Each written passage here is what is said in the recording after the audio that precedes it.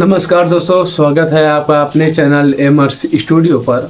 तो आज हम बहुत सी महत्वपूर्ण विषय पे बात करने वाले हैं, जनगणना के बारे में। जनगणना हम और आप सभी लोग जानते हैं।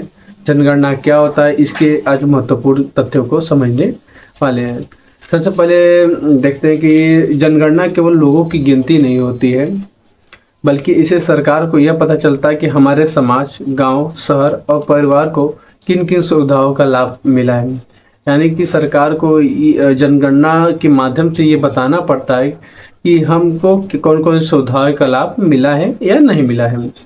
अगर हमारे समाज के लोग सही जानकारी नहीं देंगे या जनगणना में हिस्सा नहीं लेंगे, यानी कि इस समय आप लोग के भी गांव शहर में सरकार की तरफ से जनगणना कराई जा रही है। उस जनगणना करने वाले जो बीएलओ लोग करते हैं या स्कूल के टीचर्स लोग करते हैं, सरकार की तरफ से आते हैं। उसमें जब जनगणना करने वाले लोग आते हैं, उसमें आप लोग सही जानकारी नहीं देंगे या गलत जानकारी देंगे तो जनगणना में हिस्सा नहीं लेंगे, या अगर किसी कारणवश जनगणना में आप हिस्सा नहीं ले पाते तो आने वाली योजनाओं का पूरा लाभ हमें नहीं मिल पाएगा। सरकार जो योजनाएं निकालती उसका लाभ हम लोगों के पास नहीं मिल पाता है। इसलिए आज हम सभी को जागरूक करना बहुत जरूरी है। अगर आप लोग भी जागरूक होना चाहते हैं, मतलब आप सभी को लोगों को जागरूक करना बहुत, आपके आसपास रहने वाले लोग जो जनगणना में हिस्सा नहीं ले रहे हैं या बताने से मना कर रहे हैं, बीएलओ अधिकारी आपके घर पे जा रहे हैं, वो लोग बताने से मना करें, तो आप उनको समझाएं कि जनगणना आपके लिए क्यों जरूरी है और कितना जरूरी है। नमस्कार दोस्तों, स्वागत है आपका अपने चैनल एम स्टूडियो पर। तो आज बात करने वाले कि जनगणना के बारे में। जनगणना क्यों जरूरी है, इससे हमारे समाज को क्या फ़ायदा हो सकता है और जनगणना के समय हमें क्या क्या जानकारी सही देनी चाहिए। आज हम आपको पूरी जानकारी देंगे इस वीडियो में। आप इस वीडियो को बने रहें, यह वीडियो आपके लिए बहुत ज़्यादा जानकारी हेल्पफुल होने वाली है। तो जनगणना सबसे पहले जान लेते हैं कि जनगणना क्या होता है। जनगणना एक सरकारी प्रक्रिया होती है जिससे देश के हर व्यक्ति की से जुड़ी हुई जानकारी जुटाई जाती है। यानी कि एक छोटी चीज़ आपके परिवार, आपके घर से छोटी छोटी जानकारी भी सरकार तक पहुंचाई जा सकती है। किसके? जनगणना के माध्यम से। परिवार में कितने लोग हैं, कौन पढ़ा लिखा है, कौन नौकरी करता है, किसके पास घर है, गांव और शहर की स्थिति कैसी है, इन सब की जानकारी भी जनगणना के माध्यम से दी जाती है। इन सभी जानकारियों के आधार पर सरकार नई योजना भी बनाती है। जनगणना क्यों जरूरी है? अगर हमारे समाज के लोग जनगणना में सही जानकारी देते हैं तो हमारे क्षेत्र में सड़क, बिजली, पानी, स्कूल, अस्पताल, रोजगार जैसी सुविधाएं भी बढ़ाई जा सकती हैं। यानी इसकी जनगणना के माध्यम से ही, जनगणना एक परिवार का हिस्सा नहीं है, जनगणना पूरे गांव का भी किया जाता है। पूरे गांव में कौन कौन सुविधाएं हैं, कौन कौन सुविधाएं नहीं है, क्या अभी रनिंग में चल रहा है, कौन सा दिक्कतें हैं, उन सब की जानकारी भी जनगणना के अंतर्गत ही आती है। उन सबको सरकार के पास पहुंचाई जा सकती है। एक आसान भाषा में कहें तो आपकी पूरी समस्याओं का विवरण रहता है जनगणना में। उसमें सरकार को सही आंकड़े मिलते हैं ताकि हमारे समाज की वास्तविक स्थिति को जान सके। यानी कि अगर सपोज दैट आप किसी ग्रामीण इलाके में रहते हैं तो आपके गांव की क्या स्थिति है, उस जनगणना के माध्यम से ही सरकार तक पहुंचाई जा सकती है और सरकार के ऊपरी लेवल तक इसको देखा जाता है। ये नीचे स्तर पर सुधारने की कोशिश की जाती है। अगर उसको नहीं की जा सकती तो सरकार के ऊपर स्तर तक, मंत्रालय तक भी इसको देखा जा सकता है।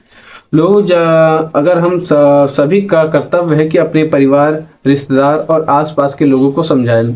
जैसा हमने पहले बताया कि आप लोग अगर जनगणना में कोई हिस्सेदारी नहीं लेते, अगर जनगणना में भाग नहीं लेता है तो आप लोगों का कर्तव्य बनता है कि आप लोग उनको समझाएं कि जनगणना क्यों जरूरी है। जनगणना में सभी लोगों को लिए क्यों जरूरी है? क्योंकि सभी लोगों का जनगणना में नाम होना बहुत ही अत्यंत जरूरी है। जनगणना से डरने की कोई जरूरत नहीं है, सही जानकारी देना जरूरी है।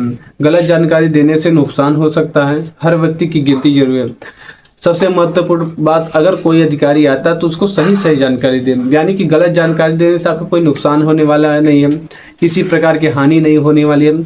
आप हो सकता है कि सही ही जानकारी दें ताकि जनगणना अधिकारी को भी संतुष्टि हो, सरकार को भी सहायता लेने में आसानी हो सके। लोगों से क्या कहना है, जब भी जनगणना अधिकारी आपके पास आए उनसे सम्मान से बात करें और सही जवाब दें। सही जानकारी देने की कोशिश करें, कोई जानकारी छुपाएं नहीं, परिवार के सभी सदस्यों का नाम दर्ज करवाएं। यानी कि आपके घर में एक छोटा सा बच्चा, उसका भी नाम दर्ज करवाएं, एक बुजुर्ग आदमी, उनका भी नाम दर्ज कराएं, जो बाहर रहते हैं उनका भी नाम दर्ज करवाना जरूरी है। मतलब कि आपके परिवार में जितने भी सदस्य हैं, चाहे बाहर रहते हों चाहे यहाँ पे रहते हों, सबकी का नाम जनगणना में उसमें जुड़वाना अति आवश्यक है। समाज के लिए एक संदेश की बात है, अगर हम जागरूक रहेंगे तभी हमारा समाज आगे बढ़ेगा। यानी कि हम जागरूक रहेंगे तभी हमारा समाज आगे बढ़ेगा। जनगणना में भाग लेना हर नागरिक की जिम्मेदारी है। आपकी एक सही जानकारी आने वाले समय में आपको बच्चों के भविष्य को बेहतर बना सकती है। यानी कि अगर बात करें कि सभी लोग, देखिए एक एग्जाम्पल से आपको समझाते हैं कि देखिए सभी लोग आयुष्मान कार्ड के बारे में जानते होंगे। कुछ लोगों का कहना कि आयुष्मान कार्ड हमारा नहीं बन पा रहा है, कुछ लोगों का आयुष्मान कार्ड बन जाता है। ये कैसे संभव है कि कुछ लोगों का बन पा रहा है, कुछ लोगों को नहीं बन पा रहा है? क्या उन लोगों का अलग से किया जाता? नहीं। सभी कुछ लोग साइबर कैफे वाले कहते हैं कि आपका इस 6 यूनिट में नाम है, इस वजह से आपका आयुष्मान कार्ड बन पा रहा है। जिन लोगों का 6 यूनिट में नाम नहीं है, उन लोगों का नहीं बन पा रहा है। हम आपको बता दें कि जिन लोगों का 6 यूनिट में नाम नहीं है, उन लोगों का भी आयुष्मान कार्ड बना है। आपके नज़दीक में, आपके परिवार में या आपके समाज में ऐसे लोग होंगे जिन लोगों का 6 यूनिट नहीं है, उन लोगों को भी आयुष्मान कार्ड बना है। क्या ऐसा संभव है? जी हाँ। ये जनगणना के विषय पे 2017 या 18 में, एग्जैक्टली डेट नहीं पता है, उसी समय एक सर्वे किया गया था, जिस सर्वे में जिसका नाम डाला गया था उसका आयुष्मान कार्ड बना था। यानी कि ठीक उसी के 3-4 महीने बाद आपको एक पर्ची मिली होगी आयुष्मान कार्ड से रिलेटेड। कुछ लोगों का लेट लग सकता है, 6 महीने साल भर आने में देरी भी हुई थी। उसके बाद कोरोना काल आ गया था, जैसा आप लोग जानते हैं। कोरोना काल में सारा काम बंद कर दिया गया, तो उसके बाद भी कुछ लोग, लेकिन जो जिसका किया गया था उसका पर्ची आया था, भले ही लेट से आया हो, लेकिन आया जरूर था। यानी कि इस सब में आप ही की लापरवाही है जिस वजह से आप लोगों का नहीं हो पाया था। यानी कि एक आयुष्मान कार्ड जो सबसे महत्वपूर्ण होता है, 5 लाख तक मुफ्त इलाज किया जा सकता है, एक बहुत बड़ी योजना से आप लोग वंचित रह गए, सिर्फ एक छोटी सी जानकारी देने से।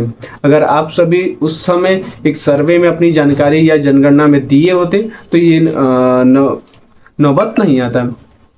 तो आप लोग बता दें, ऐसे ही कई सरकार स्कीम निकालती, लाभ मिलता है जो आप लोगों तक नहीं पहुंच पाता है। ये जनगणना के माध्यम से ही होता है, लेकिन आप लोग सही जानकारी दें, जनगणना में पूरा विस्तृत दें, पूरे परिवार का विवरण दें और सही नाम, जन्म तिथि, पिता का नाम, एड्रेस, ये 4 चीज़ें आपका सही रहना चाहिए। उसके बाद एक एक्टिव मोबाइल नंबर, यानी कि जो घर में मोबाइल नंबर हो, सभी मोबाइल नंबर को चालू, जो मोबाइल नंबर आप देंगे वो चालू रहना चाहिए।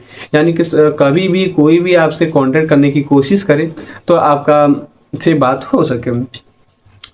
वीडियो के अंत में बस यही बोलने चाहेंगे कि उम्मीद करते हैं कि आपको यह जानकारी पसंद आई होगी। तो अगर आप चाहें तो आपके समाज के सभी लोगों के साथ इस वीडियो को जरूर शेयर करें, ताकि सभी लोग जागरूक हो सके। अगर आप इस चैनल पर नए हैं तो प्लीज़ चैनल को फॉलो जरूर करें। तब तक के लिए धन्यवाद दोस्तों।